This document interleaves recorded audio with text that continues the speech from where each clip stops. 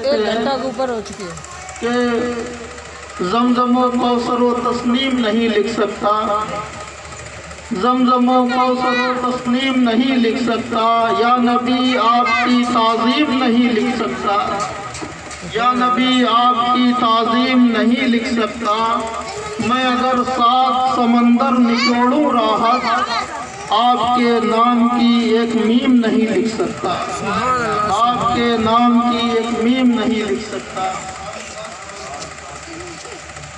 کچھ اس طرح سے اشعار انہوں نے کہے مولانا کا ہے کہ اس پل سے میری فکر کی اونچائی بڑھ گئی، اس پل سے میری فکر کی اونچائی بڑھ گئی۔ دیکھیے اپنے نبی کی شان میں ایک دنیا دار شاعر کس طرح قلم کو اٹھاتا ہے، کہتے ہیں کہ اس پل سے میری فکر کی اونچائی بڑھ گئی اور اس پل سے میری سوچ کی گہرائی بڑھ گئی، پل سے میری فکر کی اونچائی بڑھ گئی، اس پل سے میری فکر کی گہرائی، میری سوچ کی گہرائی بڑھ گئی، نالین جب سے خواب میں دیکھے ہیں آپ کے، یا رسول اللہ نالین جب سے خواب میں دیکھے ہیں آپ کے، محسوس ہو رہا ہے کہ بینائی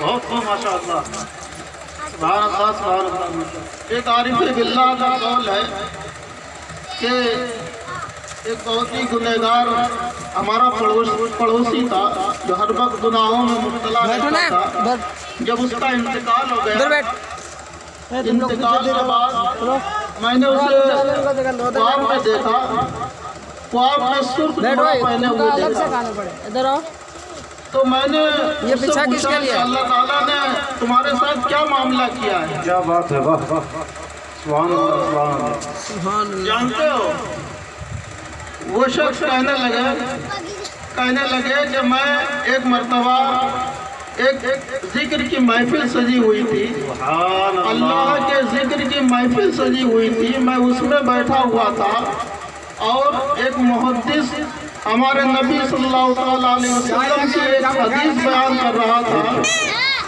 اور انہوں نے ایک حدیث بیان کی کہ جو شخص نبی کریم صلی اللہ علیہ وسلم پر بلند آواز سے درود شریف پڑھتا ہے تو اللہ تعالیٰ اس پر جنت کو واجب کرتا ہے۔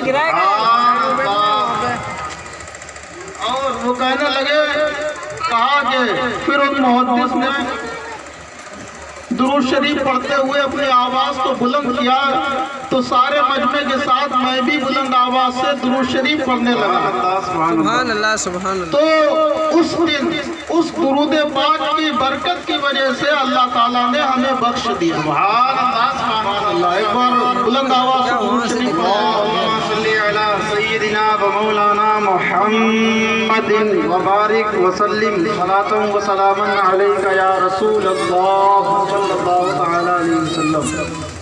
سبحان اللہ سبحان اللہ۔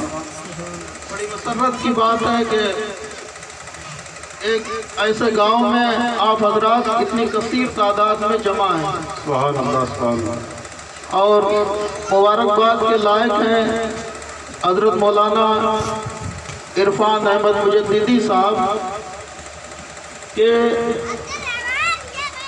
ایک ایسے گاؤں میں ایک ایسی محفل ہونا یہ ایک بہت بڑی بات ہے۔ اللہ کا کرم ہے کہ اللہ نے ہمیں اپنے ایک محبوب ولی کے ذکر کے لیے یہاں پر جمع کیا۔ سبحان اللہ سبحان اللہ۔ آپ نے سنا کہ جہاں پر اللہ والوں کا ذکر ہوتا ہے وہاں پر اللہ کی رحمتیں نازل ہوتی ہیں۔ سبحان اللہ۔ ابھی آپ نے بہت کچھ سنا اور حضور بحر العرفان کے بارے میں بھی بہت کچھ سنا۔ ہم ایک حدیث سے اپنی بات کو آگے بڑھانا چاہتا ہوں کہ حدیث شریف میں ہمارے نبی صلی اللہ تعالیٰ علیہ وسلم فرماتے ہیں کہ مرنے کے بعد انسان کے سارے اعمال جو وہ کرتا ہے وہ سب وہیں پہ رک جاتے ہیں، इंसान दुनिया में नेकी करता है, नमाजें पढ़ता है, इबादतें करता है, सदका व खैरात करता है, अच्छे काम करता है, जो भी काम करता है उसे उसका सवाब मिलता रहता है, नेकियां मिलती रहती हैं। मगर वो शख्स जो ही मर जाता है, उसकी मौत होती है, तो फिर उस वक्त उसके सारे अमाल वहीं पे रुक जाते हैं। अब अगर दुनिया में जो कुछ उसने किया, जितनी इबादतें की, जितनी नेकियां की, जितना सदका व खैरात किया, वो उसे मिल गया, अब आगे उसे कुछ मिलने वाला नहीं है।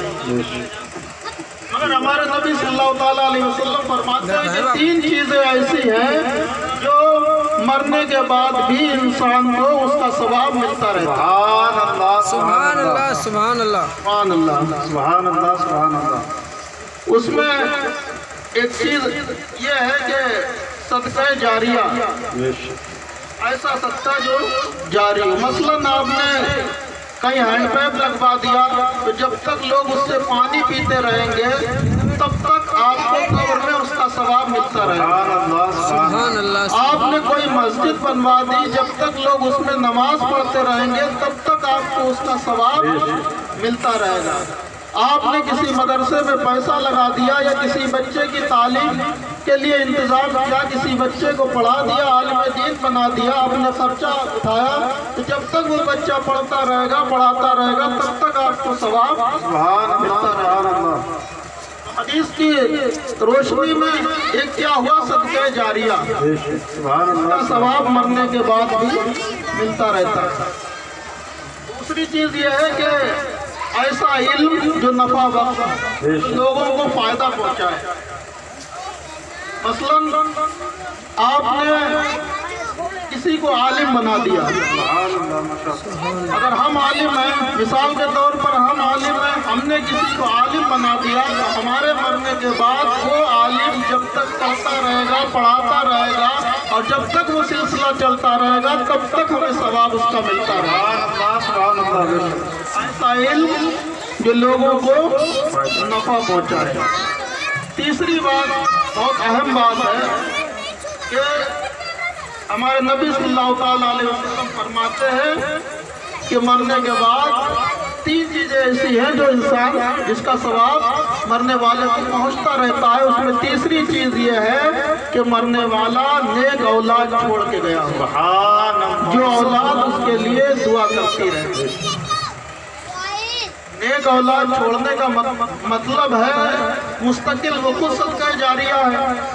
वो नमाज पढ़ेगा तो उसे मरने वाले को उसके बाप को सवाब मिलेगा। वो कोई भी नेकी करेगा तो उसके बाप को कब्र में उसका सवाब मिलता है। नेक औलाद जब तक वो पढ़ती रहेगी, पढ़ाती रहेगी, जितनी भी नेकियां करती रहेगी, उसे नेकियां वो अलग मिलती रहेंगी, और उसके बाप को वो सारी नेकियां उसके बाप को भी मिलती रहेंगी। बहुत अहम हदीस है, और अल्लाह का शुक्र है कि अल्लाह ने आप सबको औलादें दी है, और अगर आप चाहें तो कम से कम एक अपने औलाद को, अपने एक बच्चे को आलिम दीन बना लें या हाफिज कुरान। बैरुल इरफान की महफिल में बैठे हैं, एक वाक़या मैं हुज़ूर बैरुल इरफान को बताऊं कि आपकी दादी ने किसी तकरीर में सुना था कि जो बंदा आलिम बन जाता है, जो बंदा आलिम बन जाता है, जो इंसान आलिम बन जाता है, तो अल्लाह ताला उसके आलिम बनने की वजह से उसके पूरे खानदान को बख्श देगा। पूरे खानदान को बख्श देगा। तो वहीं से उन्होंने ख्वाहिश की और ये पक्का अहद कर लिया, ये इरादा कर लिया कि हम अपने एक बच्चे को आलिम दीन बनाएंगे। वो बच्चा कोई और नहीं, वही बच्चा हुजूर बैरुल इरफान थे, जो एक खानदान नहीं, 2 खानदान नहीं, 3 खानदान नहीं, सैकड़ों खानदानों को जहन्नम से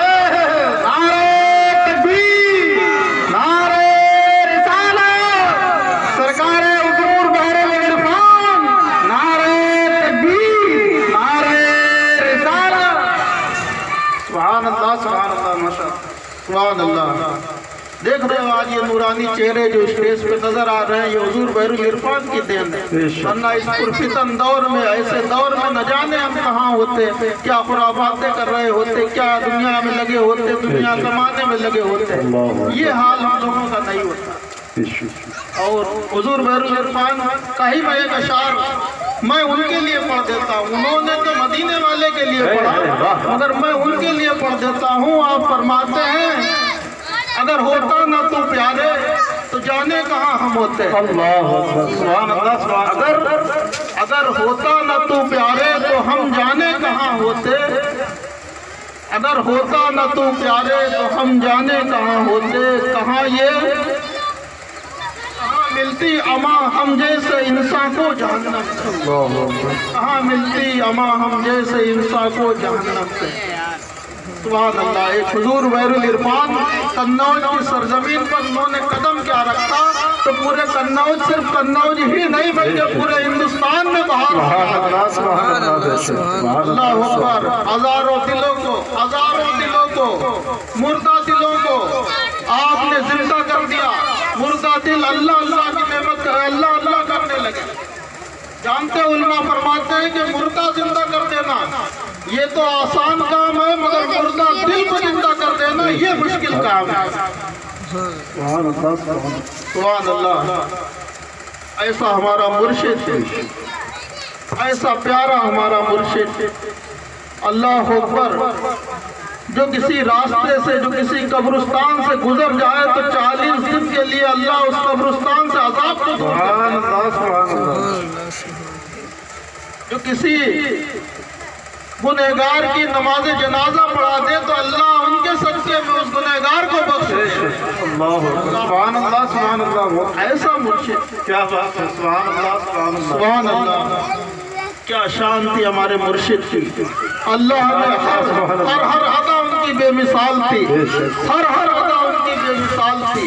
किसी भी डिपार्टमेंट में आप उन्हें देख लीजिए, किसी भी काम में उन्हें आप देख लीजिए, किसी भी इंसान से बात करते हुए आप देख लीजिए, हर कोई यही कहता था, हर कोई यही जानता था कि हुजूर जैसा कोई नहीं है, हमारे मुर्शिद जैसा कोई नहीं है, हमारे मुर्शिद जैसा कोई नहीं है। सुभान अल्लाह, सुभान अल्लाह, सुभान अल्लाह। आप उनसे खेती की भी बात करेंगे तब भी वो बेमिसाल नजर आते थे।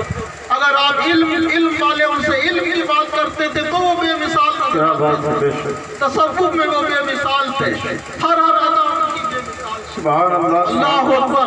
और बेमिसाल क्यों ना हो जो अल्लाह का महबूब हो। सुभान अल्लाह, सुभान अल्लाह। बहुत माशाअल्लाह, सुभान अल्लाह, सुभान अल्लाह। जानते अल्लाह ताला क्या फरमाता है। अल्लाह ताला फरमाता है कि जब मैं अपने बंदे को, जब मैं अपने किसी बंदे को अपना महबूब बना लेता हूँ तो मैं उसके कान बन जाता हूँ जिससे वो सुनता है। मैं उसकी जबान बन जाता हूँ जिससे वो बोलता है। मैं उसके पैर बन जाता हूँ जिससे वो चलता है। बहुत